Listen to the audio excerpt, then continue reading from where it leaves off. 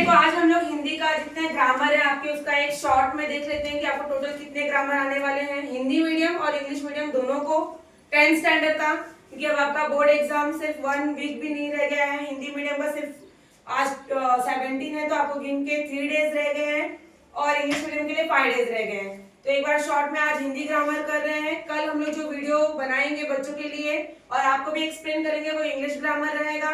ऐसे हम लोग सारे ग्रामर हर सब्जेक्ट के 1 शॉर्ट में क्लियर कर लेंगे, ठीक है। तो ये हिंदी में आपको है पहला शब्द भेद, संधि, समास, अलंकार, छंद, कारक, काल परिवर्तन, अव्यय, विराम चिन्ह, वाक्य भेद, वाक्य शुद्धिकरण, सहायक क्रिया, प्रेरणार्थक क्रिया, मुहावरे, समानार्थी, विरुद्धार्थी, लिंग, वचन। और भी कुछ एक आधा अगर छूट गया होगा तो आप लोग चेक कर लेना और उसमें डाउट हो तो आप मुझसे पूछ सकते हो, ठीक है। पहला है आपका शब्द भेद। शब्द भेद में आपका आता है संज्ञा, सर्वनाम, क्रिया, क्रिया विशेषण। ये सारी चीजें जो हम लोगों ने बहुत बार रिपीट कर लिया है। संज्ञा मतलब जो मुख्य कर्ता रहता है, राइट। नाम, किसी चीज का नाम हो तो उसको संज्ञा कहते हैं। संज्ञा की जगह पर हम जो यूज करते हैं उसे हम सर्वनाम कहते हैं। क्रिया मतलब जो हम कोई भी एक्टिविटी करते हैं उसे हम क्रिया कहते हैं। कोई भी काम कर रहे हैं, खाना, सोना, लिखना, पढ़ना, कूदना, चलना फिरना, कोई भी चीज। क्रिया विशेषण मतलब जो क्रिया उसकी विशेषता जो होती है उसे क्रिया विशेषण कहते हैं। इस तरह से और भी इसके शब्द भेद में 8 टाइप है। 8 हम लोग करते हैं ना पार्ट्स ऑफ स्पीच के, नाउन, प्रोनाउन, वर्ब, एडवर्ब, तो वैसे इसमें भी है। तो आप लोग सब अच्छी तरह से करना और कुछ भी डाउट तो आप क्लियर कर सकते हो। संधि है नेक्स्ट। संधि में आता है स्वर संधि, व्यंजन संधि, विसर्ग संधि। स्वर संधि में हम लोग खाली मात्रा का देखते अ आ ई जो स्वर से बनी हो, जैसे विद्यालय तो विद्या, धन, आलय, तो यहाँ भी आ, दोनों आ की मात्रा है। तो ऐसे जो मात्राओं से जुड़ा होगा विच्छेद करने के बाद जो हम लोग प्लस करके ऐड करते विद्या, धन, आलय, तो आ और आ दोनों आ है तो वो हो गया स्वर संधि। और एक व्यंजन एक स्वर रहा या एक स्वर एक व्यंजन रहा तो व्यंजन संधि। और यहाँ पे आएगा विसर्ग, जहां पे हम लोग इस तरह से 2 डॉट देके हलन लगा, जैसे दुर्जन तो दुह धन जन ऐसे लिखते हैं ना, दुर्जन, तो इसको विच्छेद करके कैसे लिखेंगे, दुह धन जन। तो ये हो गया हमारा विसर्ग संधि। कौन सा संधि, विसर्ग संधि। क्लियर। संधि के 3 प्रकार हो गए हमारे। अब हमारा आता है समास। समास में देखिए यहाँ पे है तत्पुरुष समास, कर्मधारय समास, द्वंद्व समास, बहुव्रीहि समास, अविभाव समास। ये जो 5 है ये इंपॉर्टेंट है। और भी 2-4 टाइप्स हैं, अगर आपको वो भी करना हो, कुछ डाउट हो तो आप पूछ लेना। तत्पुरुष समास में संज्ञा और क्रिया, या तो संज्ञा के साथ क्रिया को देखा जाता है या तो संज्ञा के साथ उसके विशेषण को देखा जाता है। जैसे युद्ध का क्षेत्र, युद्ध और क्षेत्र ये दोनों ही संज्ञा है, राइट। संज्ञा और उसका विशेषण, कहाँ पे हम लोग लड़ रहे हैं, राइट। संज्ञा के साथ उसके कर्म कहाँ कर रहे हैं वो भी दिया गया है। तो इस तरह से जो एग्जाम्पल रहेंगे वो हमारे तत्पुरुष समास के रहेंगे। फिर आता है कर्मधारय समास। कर्मधारय समास के किसी भी चीज के समान, किसी भी, जैसे कि हम लोग बोलते हैं चंद्र जैसा मुख, किसी का तुलना मतलब किसी के समान किसी को बताया गया है, उसका पद दूसरे चीज को दिया गया है, उसे हम कहते हैं कर्मधारय। द्वंद्व समास में आता है युग्म शब्द, जैसे माता पिता, सुरासुर, गाय भैंस, इस तरह से जो शब्द है जिसमें बीच में डैश ऐसे लगाया रहता है, युग्म शब्द जैसे होते हैं, उस तरह से द्वंद्व समास है। फिर बहुव्रीहि समास में दोनों पद प्रधान होते हैं। बहुव्रीहि समास में जो सेंटेंस, जो शब्द आपको दिया है हिंदी मीडियम खास करके, क्योंकि उन्हीं को आता है समास, उसमें दोनों पद प्रधान होते हैं। जैसे पीतांबर, जैसे कि पीला है जिसका अंबर, पीतांबर का क्या है, पीला है जिसका अंबर, तो पीला और अंबर दोनों ही इंपॉर्टेंट है, दोनों ही पद प्रधान है, राइट। फिर हमारा नीलकंठ, नीला है जिसका कंठ, शंभु शंकर भगवान, राइट, तो दोनों ही इंपॉर्टेंट है, इसीलिए जिसमें दोनों पद प्रधान होते हैं वो है बहुव्रीहि समास। फिर है अविभाव समास, इसमें पूर्व पद प्रधान होता है, मतलब पहले का पद क्या होता है, प्रधान होता है, फर्स्ट वर्ड। आजीवन मतलब कि जीवन भर, राइट, तो जीवन इंपॉर्टेंट है और भर तो उसके साथ यूज किया हुआ है। यथाशक्ति मतलब शक्ति के अनुसार, शक्ति के अनुसार, तो शक्ति वर्ड इंपॉर्टेंट है, तो जिसमें पूर्व पद मतलब पहला शब्द प्रधान होता है उसे हम कहते हैं अविभाव समास। इस तरह से हम लोगों ने ये 5 समास के टाइप्स क्लियर किए। अगर और भी डाउट हो तो आप लोग मुझसे पूछ सकते हैं और आप लोग भी कमेंट करके पूछ सकते हैं, ठीक है। आगे देखते हैं हम लोग, आता है हमारा अलंकार। अलंकार में देखो शब्द अलंकार है, अर्थ अलंकार। ये पहले भी वीडियो बना के मैंने अपलोड कर दिया और आप लोगों को भी बहुत बार बताया है। इसमें जैसे हम लोग इंग्लिश में करते हैं, फिगर ऑफ स्पीच करते हैं, एलिट्रेशन, रिपीटेशन, राइट, और हमारा है सिमिली, मेटाफोर, राइट। उसी तरह से ये भी है रूपक अलंकार, उपमा अलंकार, उत्प्रेक्षा अलंकार। तो इसमें बहुत जैसे किसी से तुलना की गई हो, राइट, तो ये सारी चीजें हैं। अगर उसमें भी पहले भी बताया है और वीडियो भी अपलोडेड है, अगर फिर भी डाउट हो तो आप लोग एक बार देखो, पढ़ो, कुछ भी हो तो पूछ सकते हो, राइट।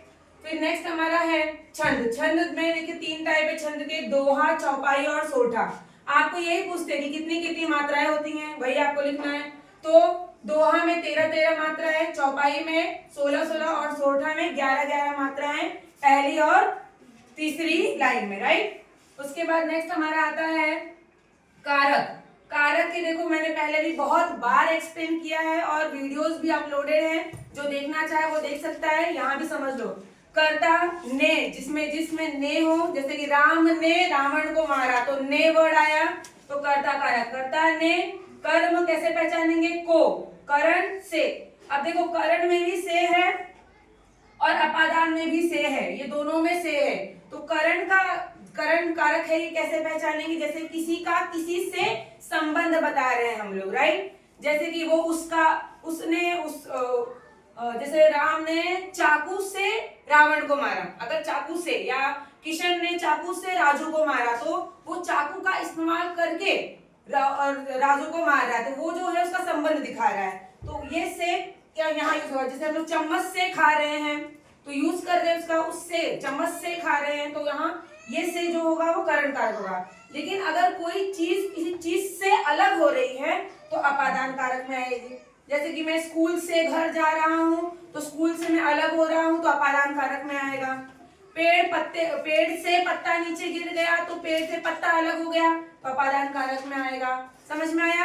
कंफ्यूज नहीं होना कि करण में भी से है, अपादान में भी से है, तो कैसे पहचानेंगे। फिर संप्रदान पहचानने के लिए संप्रदान कारक के लिए, किसी के लिए, समझ में आया, के लिए आया तो संप्रदान कारक। संबंध है तो किसी का, उसका भाई, उसकी बहन, उसका पेंसिल, उसकी बुक, समझ में आया।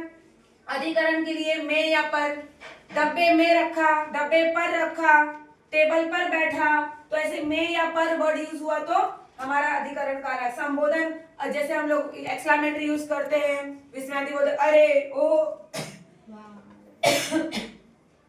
वाह, ओह भाई, ऐसे जो शब्द रहेंगे वो हमारा क्या रहेगा, क्या रहेगा, संबोधन कारक रहेगा। फिर हमारा आता है काल परिवर्तन। काल परिवर्तन तो आपको हजारों बार बता चुकी हूँ, फिर से सुन लो। कौन से कितने काल होते हैं हमारे, वर्तमान काल, भूतकाल, भविष्य काल। अब इसमें भी होता है अपूर्ण वर्तमान काल, समझ में आया, सामान्य, अपूर्ण, पूर्ण। और इसका भी मैंने आप लोगों को बताया है कैसे पहचानना है, राइट। तो इस तरह से 3 काल है, तीनों के अलग अलग है, सामान्य, अपूर्ण और पूर्ण। सामान्य, अपूर्ण और पूर्ण, और कैसे पहचानना है उसका भी आप लोगों को सब कुछ एक्सप्लेन किया। अगर लेकिन फिर भी अगर डाउट हो तो आप लोग फिर से क्लियर कर सकते हैं। का है, के है, की है, रहा है, रही है, रहे हैं, ऐसा लास्ट में दिया रहता है, वही अगर पहचानना है। अगर ऐसा है तो फिर से आपको एक बार क्लियर कर देंगे उस चीज का। फिर हमारा आता है अव्यय। अव्यय के तो वैसे प्रकार है, लेकिन आप लोगों को एग्जाम में अव्यय के कोई प्रकार नहीं पहचानने होते हैं। अव्यय के लिए सिर्फ एक शब्द दिया होता है, उस शब्द का यूज करके आपको एक सेंटेंस बनाना होता है। तो अव्यय अगर दिया लिखा रहेगा, दिए गए अव्यय शब्द का उपयोग करके एक वाक्य लिखिए। दिए गए अव्यय शब्द का उपयोग करके एक वाक्य लिखिए। तो कोई भी एक शब्द दिया रहेगा, अगर एक्सक्लेमेटरी शब्द है तो उस तरह से वाक्य बनाना है, नॉर्मल शब्द है तो उस तरह से वाक्य बनाना है। जैसा शब्द दिया है उस तरह से आपको वाक्य उसका बनाना है, बिना कोई डर के, टेंशन के, ठीक है। फिर है विराम चिन्ह। विराम चिन्ह तो क्वेश्चन मार्क आया तो प्रश्न चिन्ह हो गया, सीधा आया तो पूर्ण विराम हो गया। फिर एक हरी, दोहरी, अवतरण, ऐसे अलग अलग विराम चिन्ह के प्रकार है। पहले भी बहुत बार हम लोग रिपीट कर चुके हैं, वीडियोस भी अपलोडेड है, तो आप लोग उसे देख सकते हो। फिर भी डाउट है तो आप लोग पूछ सकते हो। फिर आता है वाक्य भेद। वाक्य भेद में 3 प्रकार है, सरल वाक्य, संयुक्त वाक्य, मिश्र वाक्य। सरल वाक्य में सीधा एक सिंपल सेंटेंस है, मैं यहाँ खड़ा हूँ, सरल वाक्य। मैं बैठी हूँ, सरल वाक्य। खाना खाया, सरल वाक्य। ऐसे जो सेंटेंस जिसमें कोई भी मिलावट नहीं है, कोई दूसरा वाक्य, कोई दूसरा शब्द मिक्स नहीं है, उसको हम सरल वाक्य कहते हैं। संयुक्त में और, अथवा, लेकिन इस तरह से दो वाक्य जुड़े होते हैं, उसको हम क्या कहते हैं? संयुक्त वाक्य कहते हैं। दो वाक्य जुड़े होते हैं। अब मिश्र वाक्य में दो से अधिक वाक्य भी जुड़े हो सकते हैं, कॉमा लगा के, और, लेकिन, किंतु, परंतु, बहुत सारी चीजें हैं जो लगा के दो या दो से अधिक वाक्य को जोड़कर हम लोग मिश्र वाक्य बनाते हैं। इस तरह से ये वाक्य भेद हो गया। वाक्य शुद्धिकरण में आपको सेंटेंस लिखा रहेगा, कहाँ मात्राएं गलत हैं, कहाँ कॉमा गलत है, कौन सी मात्रा गलत लगाई है या भूल गई है या नहीं लिखे हैं, शब्द खराब उल्टा सुल्टा लिखा है, वो आपको सब कुछ सही करके लिखना होगा। उसको हम कहते हैं वाक्य को शुद्ध करके लिखो, मतलब गलत चीजें दी हैं उसको आप फिर से शुद्ध करके लिखो, सही सही लिखो। फिर आता है आपका सहायक क्रिया। ये सहायक क्रिया हिंदी मीडियम को नहीं आता है, इंग्लिश मीडियम आता है 10th स्टैंडर्ड को। जैसे मैं वहां गया, गया का क्या होगा? लास्ट में लिया है तो लेना, खाया है तो खाया, किया है तो करना। इस तरह से सहायक क्रिया पहचानना है। सहायक क्रिया में कुछ नहीं, सिर्फ लास्ट का जो वर्ड है वही देखना है। किया तो करना, गया तो जाना, खाया तो खाना। इस तरह से जो लास्ट के शब्द है वही आपको देखना है। ये सब आपको 1 मार्क्स के लिए आपका क्लियर होगा। प्रेरणार्थक क्रिया भी इंग्लिश मीडियम का ही आता है, जैसे कि खाना, खिलाना, खिलवाना, राइट। फिर भागना, भगाना, भगवाना, पीना, पिलाना, पिलवाना, ऐसे करके जो शब्द हैं ये प्रेरणार्थक क्रिया 2 मार्क्स के लिए आपको एग्जाम में आता है। कितने मार्क्स के लिए आता है? 2 मार्क्स। आता है ना 2 मार्क्स के लिए कि 1 मार्क्स के लिए आता है? 2 मार्क्स के लिए आता है। फिर मुहावरे, मुहावरे तो आप लोग को पता ही है, मुहावरे दिए होंगे और उस पे आपको उसका अर्थ लिखकर वाक्यों में प्रयोग करना रहता है। दो तरह से आते हैं कि एक तरह से आता है? किस तरह से आता है? कभी कभी आपको दिया रहेगा, खाली उसका प्रयोग करना रहता है, और कभी कभी अर्थ लिखकर प्रयोग करना रहता है। तो आप लोग मुहावरे अच्छे से पढ़ लो। नाचना है, आंगन टेढ़ा, राइट, उसका अपने शब्दों में पढ़ना है। या फिर और कोई बोलो मुहावरे, वो तो मराठी हो गया ना। तांता लगना, दिल बैठना, चंपत होना, गायब हो जाना, 9 2 11 होना, भाग जाना, है कि नहीं? तो इस तरह से आपको मुहावरे आएंगे, आपको उसका अर्थ लिख के वाक्यों में प्रयोग करना है।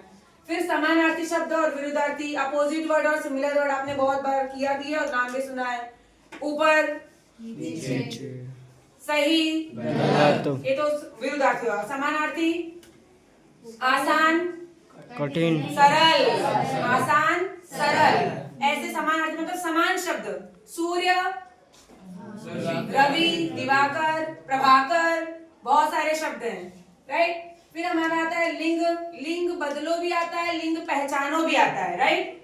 तो लिंग बदलो आया तो जैसे अगर ये हैं पंडित, पंडिताइन, राइट, इस तरह से होगा। अब वचन का एक अनेक आपने बचपन से किया है, सिंगुलर और प्लूरल किया है ना, एक अनेक। तो उस तरह से हमारा वचन होता है।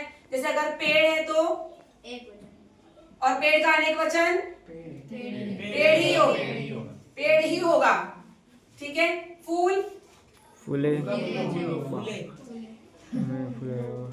फूलो, फूल ही रहेगा। ऐसे भी शब्द आते हैं जिसके बदल नहीं होते हैं, ठीक है। घर, घरों, घरे, घरे नहीं होता। लड़के, लड़के, लड़का, लड़के ही बहुवचन है, लड़का एक वचन। लड़कियां, लड़की, समझ में आया? इस तरह से आपके इतने ग्रामर जो इसके हिंदी के हैं क्लियर हो चुके हैं। और भी अगर कोई आपको लगता है, डाउट है, पूछना है तो आप लोग पूछ सकते हैं। Okay, clear?